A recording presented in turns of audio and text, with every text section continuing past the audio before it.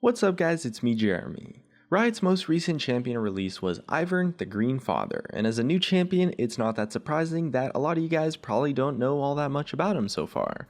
There's a lot of details to his design and development that people haven't really picked up on yet that I think are super awesome, so we definitely wanted to put together a list of just some interesting things about IVERN's design and his gameplay and just IVERN in general that maybe you might not know yet. And so if you guys enjoyed the video, definitely hit that like button and let's begin. First up, we're taking a look at a couple of really cool gameplay tricks that some of you guys might not know because IVERN is honestly kind of just new and a lot of you guys probably don't have experience playing him so far, and he was kind of released in a little bit of an underpowered state, although since he's gotten some buffs recently, I'm expecting him to rise up in the meta at least to some extent.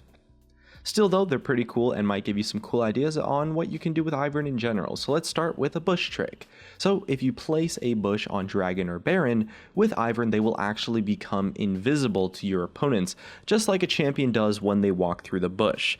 Now that might not sound super useful, but it actually gets even better because if you connect that bush that you placed on Dragon or Baron with another bush and then you have your team stand in it, your enemies will not be able to see you taking down the objective even if they have a ward in the area, as long as the ward isn't in the actual bush, of course.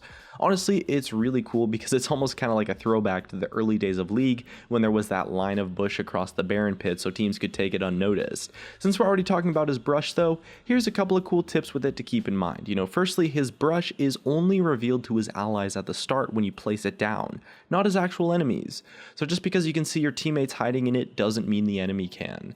It also acts exactly the same way as a normal brush, so any mechanics that are affected by brush will still work the same way. Things like Caitlyn's headshot stacks, Rengar's pounce, both work normally with IVERN's bush, which can actually come in pretty handy in those niche situations where Rengar can't necessarily catch someone out or maybe Caitlyn wants to put out some more damage.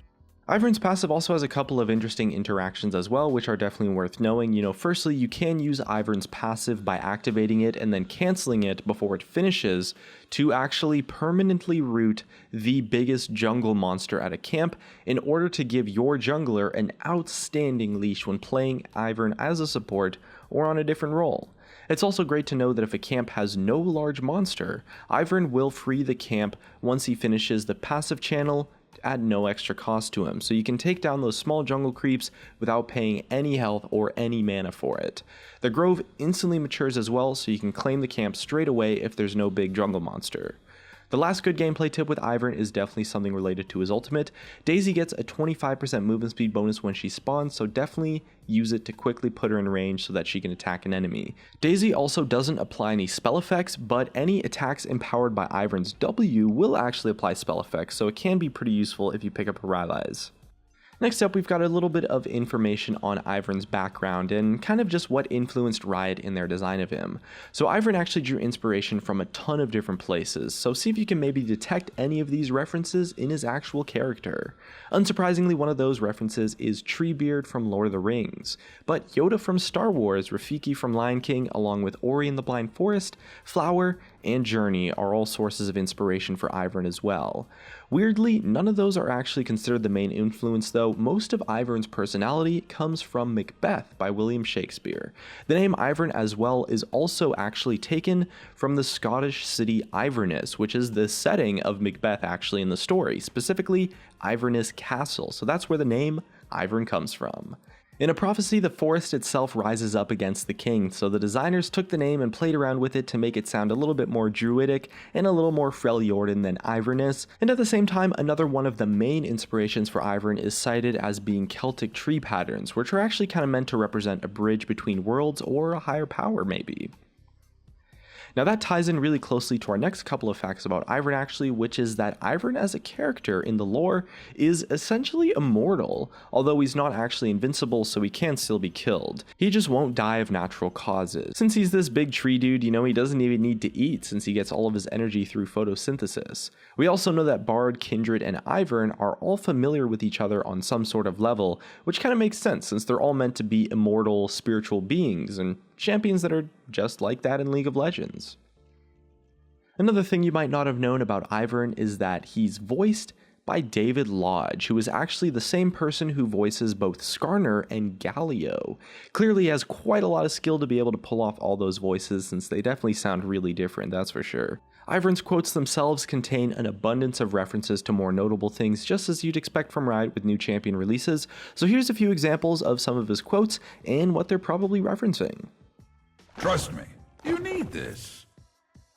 That quote might be referencing The Legend of Zelda, the quote, "It's dangerous to go alone, take this." The next quote kind of resembles Talia's quote, No one who wanders is ever truly lost. both of which reference All That Is Gold Does Not Glitter by J.R.R. Tolkien. The next quote is a pretty nice reference to Bob Ross. Oh, look, a happy little cloud. Are you going to Tree Moop this year? I'm going to dress up as a sassafras. And that quote references Entmoot from The Lord of the Rings by J.R.R. Tolkien, of course. Obviously, you're not a gopher.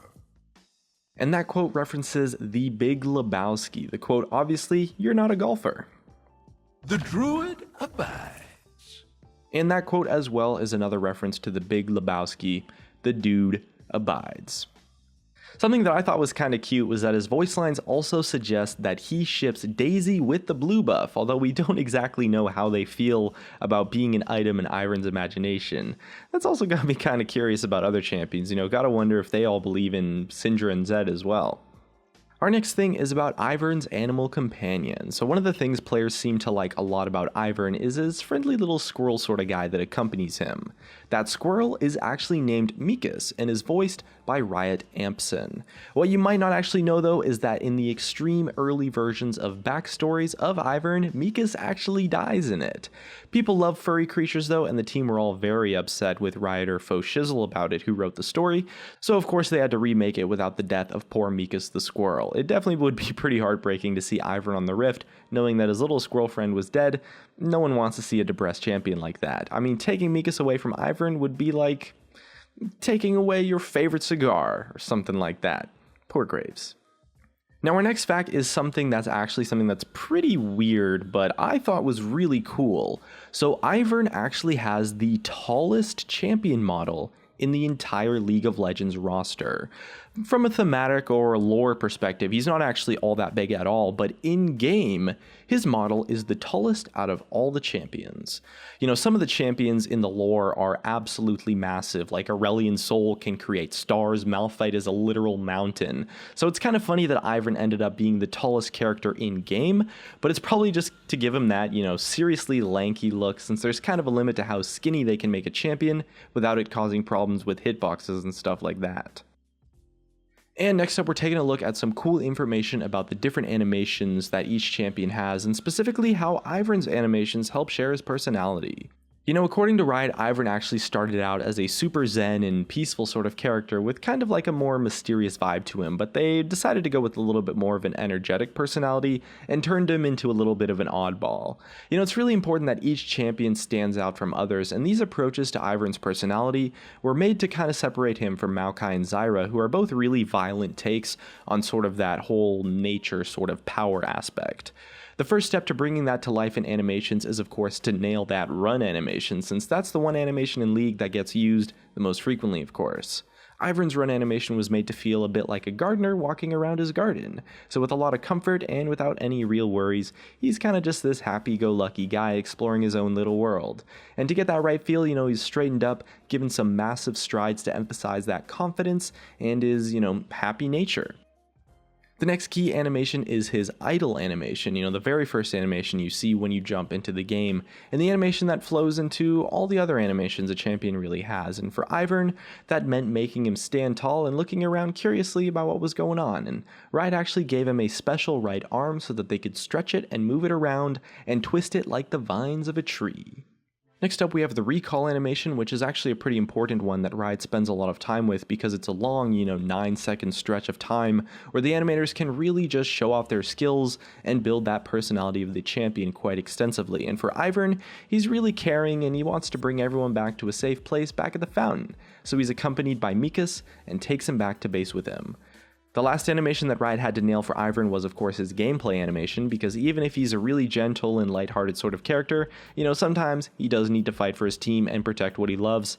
That being said though, he's not a violent guy, so it's no good having him thrash around and going apeshit on enemies, because that would clash massively with his personality. So at the same time, attacks need to feel impactful though, to give the right sense of satisfaction to players when he actually lands each hit, so Riot kind of came up with the idea of giving him these sort of like slaps and flicks, rather than, more generic punches or kicks kind of. It paints him as someone that isn't really fighting for violence in general, and it's pretty comical actually, so it kind of gets his gentle nature across as well.